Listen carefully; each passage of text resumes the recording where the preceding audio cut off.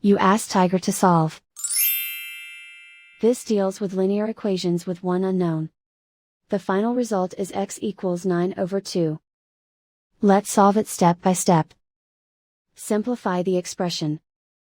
Expand the parentheses. Simplify the arithmetic.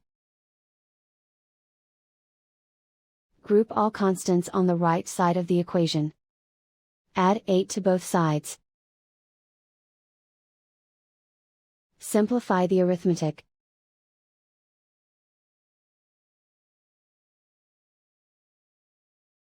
Isolate the x.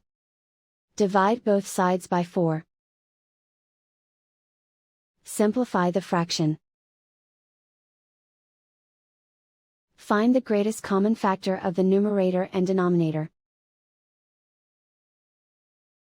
Factor out and cancel the greatest common factor. And so the final result is x equals 9/2.